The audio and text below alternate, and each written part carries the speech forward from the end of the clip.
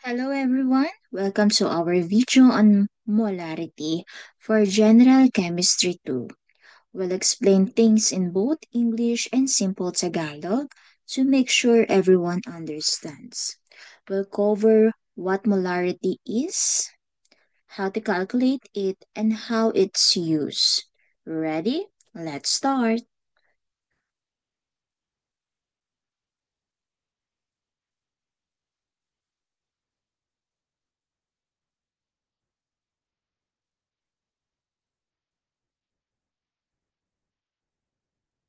Okay, molarity. Let's start our discussion of solution concentration measurement with molarity. Molarity, the most common solution concentration measurement, is defined as follows. M, capital M, moles of solute divide the liters of solution, which means molarity is equal to the number of moles per liter of solution. Molarity, ibig sabihin, ang molarity ay isang sukatan ng ating concentration ng isang solute sa isang solution. Ibig sabihin, ito ay tumutukoy sa bilang ng mga moles ng solute na nakapaloob sa isang litro ng ating solution. Ano ba ang possible na ginagamit nating formula sa ating molarity? Unang-una dyan, ang formula para sa molarity ay M, ito ay capital M dapat, is equal to moles of solute, then divide the liters of solution. Na kung saan ang M stands for capital M ay kumakatawan sa ating molarity. Karaniwang tinatawag din ito na molar. Sunod, moles ng solute ay ang bilang ng mga moles ng dissolved substance o yung tinatawag nating solute. Liters of solution ay ang kabuang volume ng solution per liters. Halimbawa, kung mayroon kang 2 moles ng sodium chloride NaCl na natunaw sa 1 litro ng tubig, ang molarity ng solution ay M is equal to moles, then i-divide natin sa 1 liter is equal to 2 M or 2 molar. So, ang 2 molar na nangangahulugang ang solution ay may concentration ng 2 molar. Ibig sabihin, ang molarity ay nagsasabi sa atin kung gaano kalakas o kalabnaw ang isang solution natin. Ang mas mataas na molarity class, mas maraming solute ang nakapaloob sa isang tiyak na volume ng ating solution.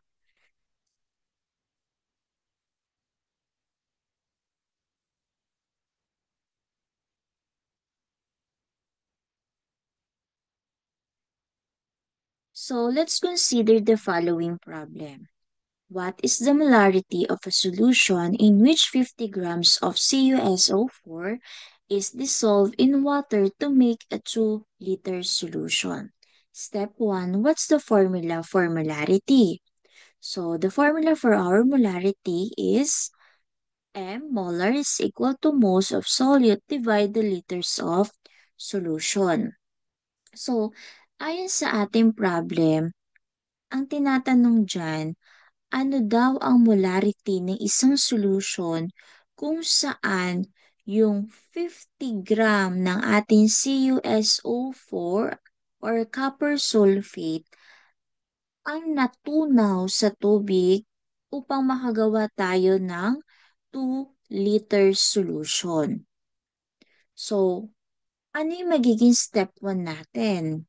So, ang step 1 natin, ano ba yung formula ng molarity? Kailangan nating malaman kung ano ba yung formula ng ating molarity. So, dito, ang ating formula ng molarity ay capital M is equal to moles of solute, then i-divide natin sa liters of solution. So, based sa ating problem, ang moles of solute, ito ang bilang ng mga moles ng na-dissolve na substance.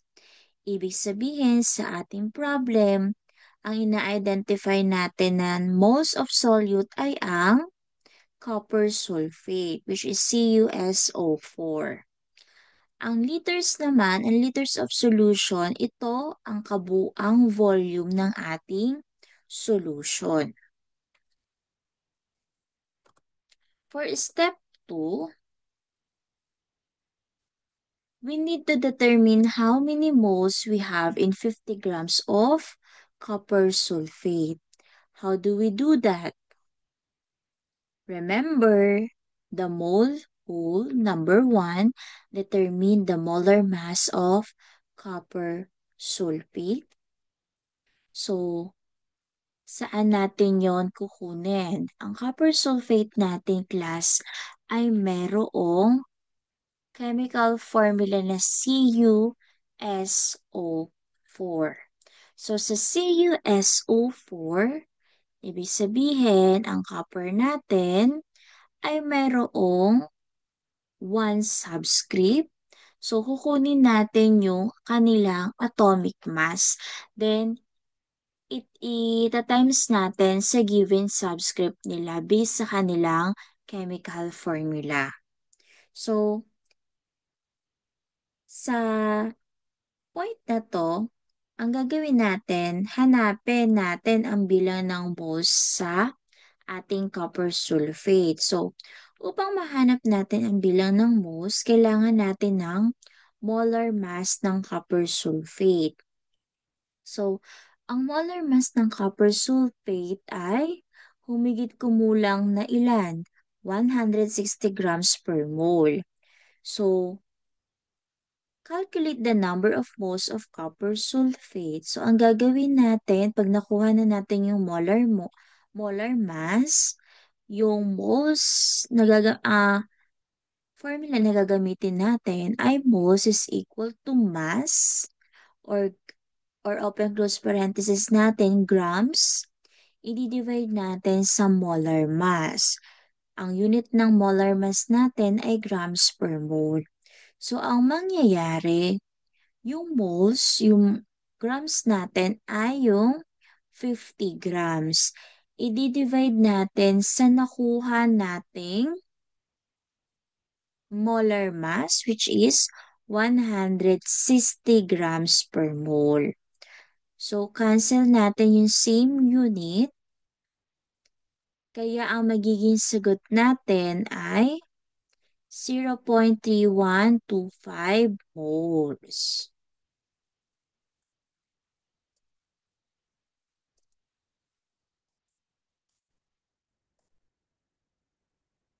So, sa ating step 3, calculate the molarity of the solution using the formula for molarity. So, ibig sabihin, sa step 3 natin, kailangan na nating i-compute ang molarity kasi pwede na, may mga given na tayo, may mga value na.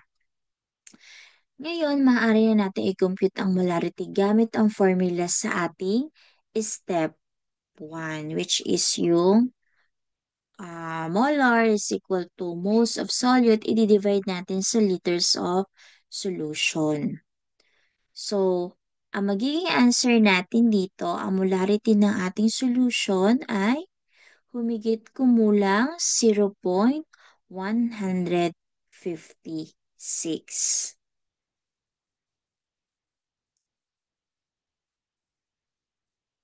So, ang nasa ating illustration or image ay nagpapakita ng isang process sa pag-create ng 1 molar na solution ng ating sodium chloride or chemical formula for sodium chloride is NaCl.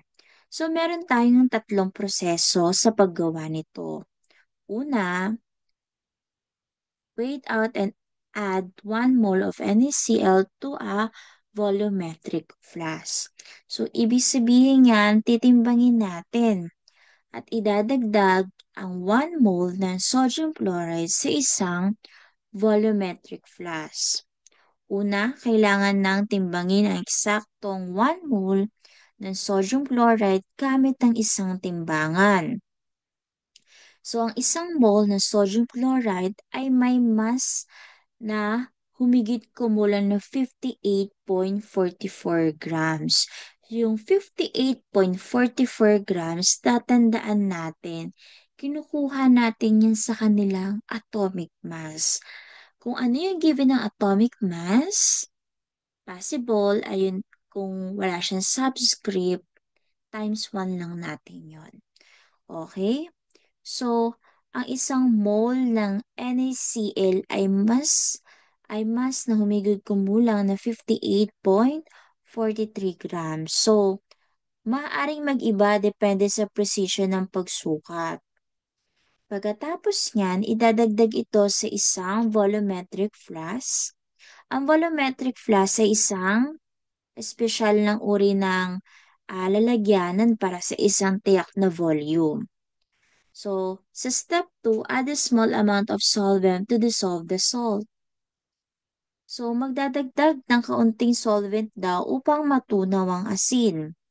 Idadagdag ang kaunting tubig o yung tinatawag nating solvent sa flask upang matunaw ang ating sodium chloride. So, wag pupunuin ng flask hanggang sa mapapansin natin yung kanilang marka. Kapag natunaw na ang solute, sa step 3, magdadagdag ng karagdagang solvent hanggang sa 1 litro marka. Pagkatapos matunaw ang asin, dahan-dahan na magdadagdag ng tubig hanggang sa maabot ang 1 liter sa ating volumetric flask. So, sa image na yan, o kapag naglalaboratory tayo, dapat sinisiguro nating tama ang antas ng tubig na ating ilalagay. So, ang formula na ginagamit natin sa molarity, always remember, molarity, capital M yan, is equal to moles of solute, then i-divide natin sa liters of solution. So, ito ay nagpapakita na ang molarity based sa ating illustration ay kinukompute sa pamamagitan ng paghahati ng bilang ng ating moles of solute at sa liters of solution. So, sa scenario na to, dahil 1 mole ng ating sodium chloride ang ginamit at ang final volume ay 1 liter, possible ang magiging molarity natin ay 1 molar.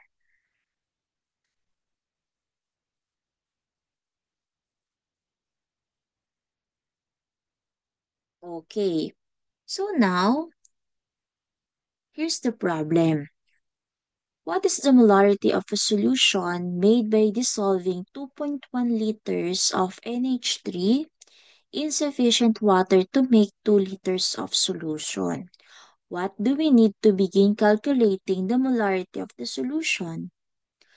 So, sa part na to ay isang example ng pag-compute ng molarity ng NH3 o tinatawag nating ammonia. So, sa problem, sinasabi o tinatanong, ano daw ang molarity ng isang solution na ginawa sa pamamagitan ng pagtunaw ng 2.1 liters ng ating ammonia sa sapat na tubig upang makagawa ng 2 liters na solution. Sa step 1 natin, ang gagawin natin, calculate how many moles of ammonia there are. So, i-compute natin ang bilang ng moles sa ating ammonia. Ma'am, ano pong formula na gagamitin natin dito? Ang formula na ginamit natin ay number of moles is equal to volume, then i-divide natin sa molar volume nito. So, kung mapapansin natin, ang value ng ating volume ay 2.1 liters. So, ito ang magiging volume ng ating ammonia gas. Next naman, yung molar mass natin. Kung mapapansin natin, ang molar mass natin na 22.4 liter per mole Ito po ay standard molar volume ng isang gas sa standard temperature and pressure natin. So, kaya ang bilang ng moles ng ammonia natin kung i-compute natin ay bilang ng moles is equal to 2.1 liters. I-divide natin sa 22.4 liter per mole ay cancel the same unit, the liters is equal to 0.094 moles.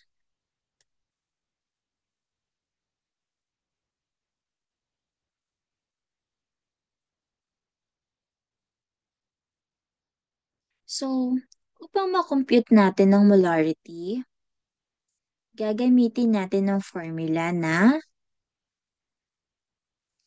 molarity, capital M, is equal to moles of solute, i-divide natin sa liters of solution. So, tatandaan natin sa problem na ito, ang bilang ng moles ng solute o yung ammonia ay 0.094 moles. Yung sa liters of solution naman ay meron tayong 2 liters. Kaya ang molarity M, capital M is equal to 0.094 moles. I-divide lang natin siya sa 2 liters. Kaya ang ating molarity sa ating solution ay 0.047 molar. Next.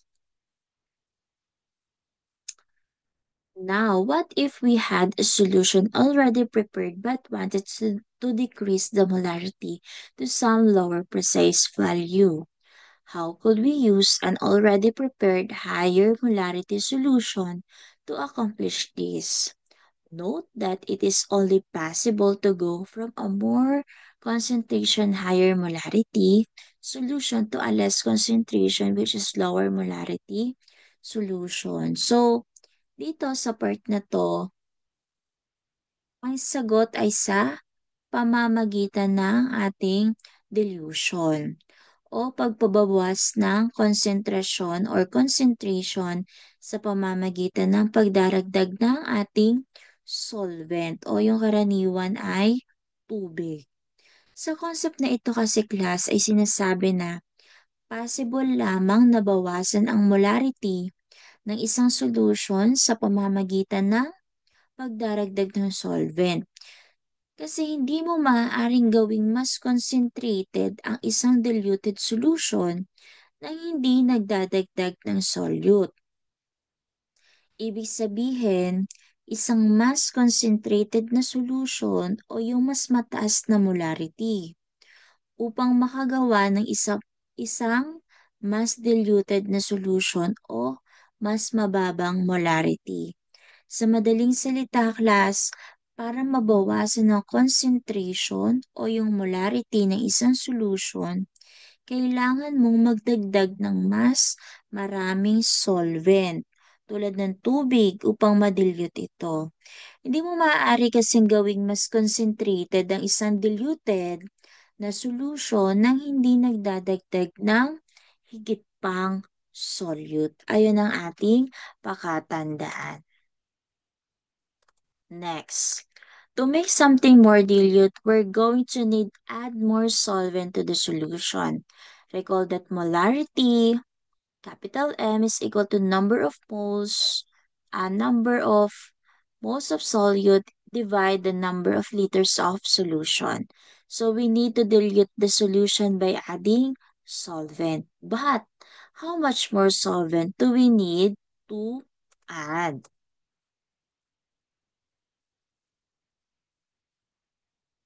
So,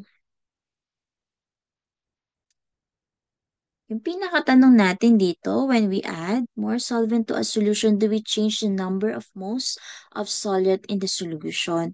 No, but what does change? We can change the number of moles per unit volume of solvent because the same number of moles are present, but now there's more liquid. So, according sa ating Question, ang pinakatanong dyan, kapag daw nagdagdag tayo ng mas maraming solvent sa isang solution, nagbabago ba ang bilang ng moles ng solute sa solution?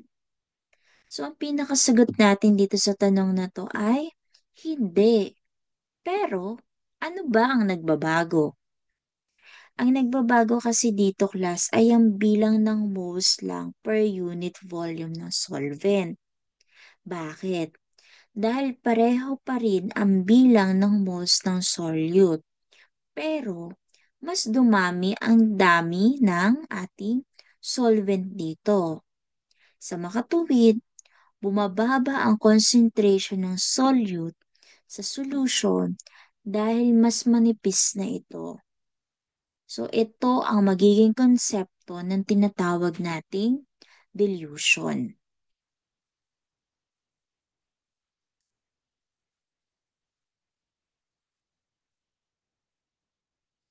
So, let's see how this works.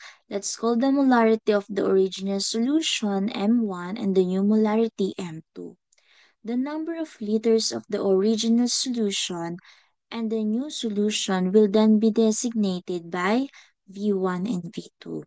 So the molarity of the old solution is M1 is equal to number of moles of solute divide the number of liters of solution is equal to moles divide V1. So, number of moles.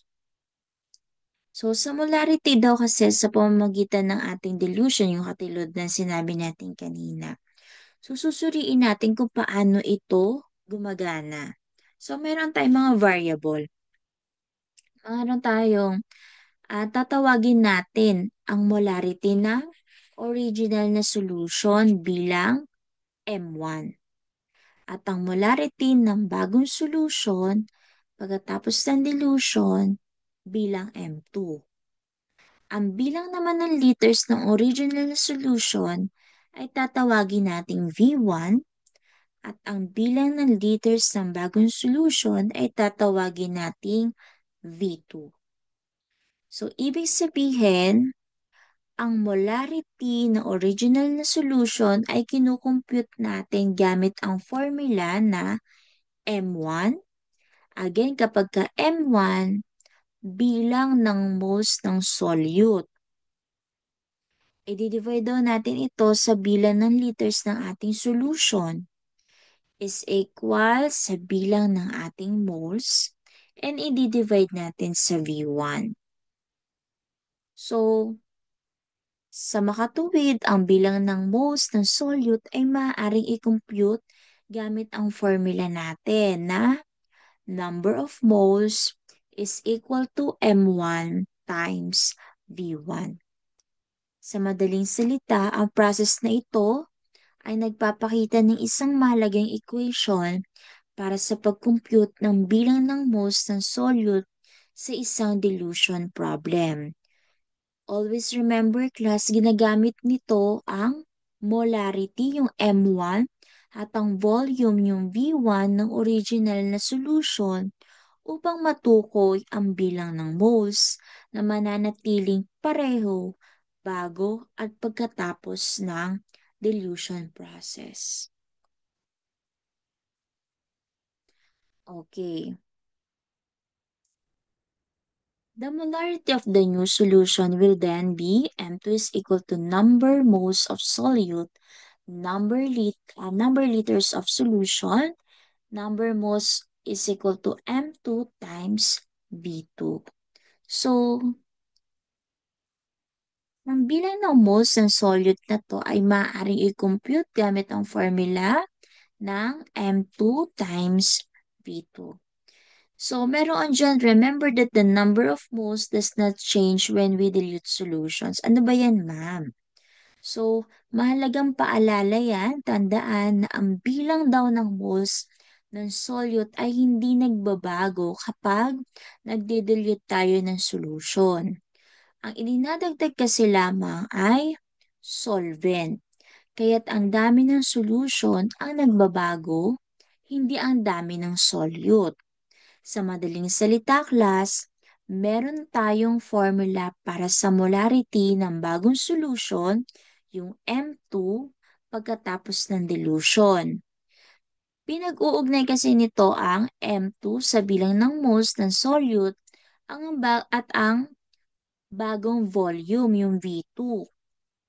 So, ang mahalagang punto dito ay ang bilang ng moles ay nananatiling pareho bago at pagkatapos ng ating dilution. So, M1 times B1 is equal to M2 times V2. So, derive the formula, M1 V1 is equal to M2 V2. So, kapag for example, hinahanap ang V1, so ang V1 natin ay ang V1 natin ay ito. So, i-divide mo lang siya para ma-derive mo, i-divide mo lang siya. So, kung anong katabi ng hinahanap, which is M1. M1. Then, cancel the same M1 para matira yung V1. So, V1 is equal to M2 times V2 tapos ang ating M1. So, tatandaan natin yung M1, ito yung molarity ng original solution.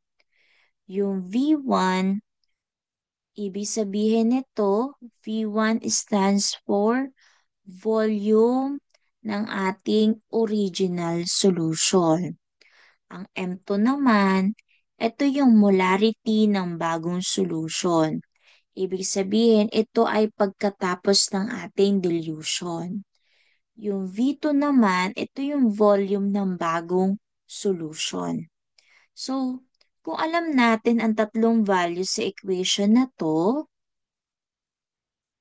makukompute natin ang ikaapat na value.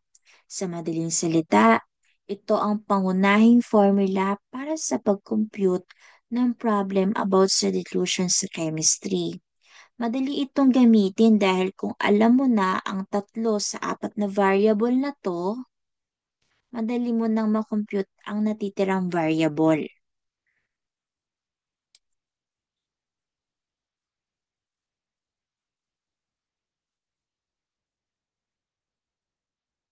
Okay.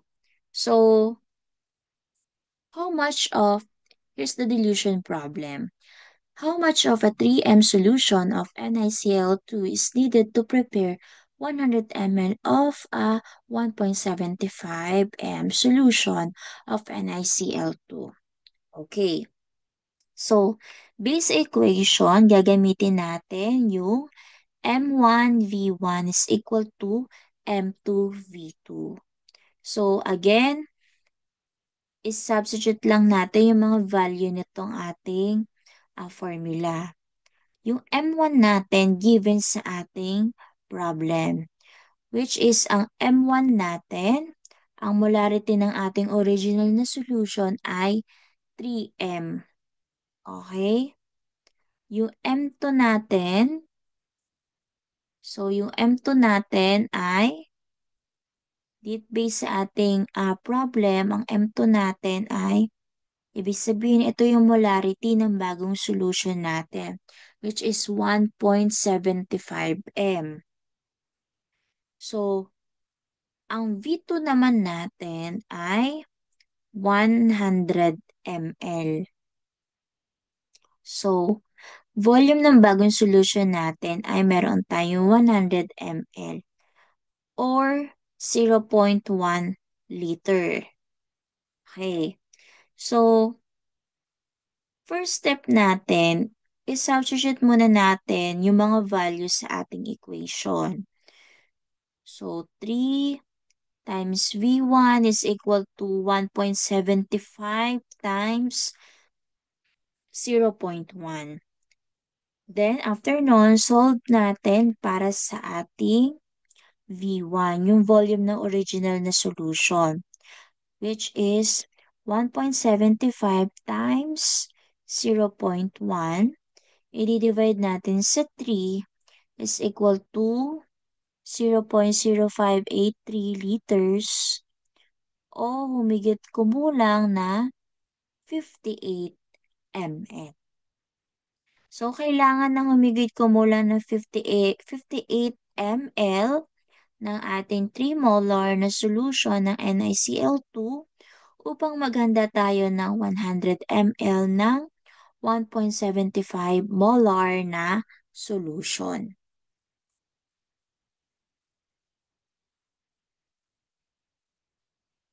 Okay. So,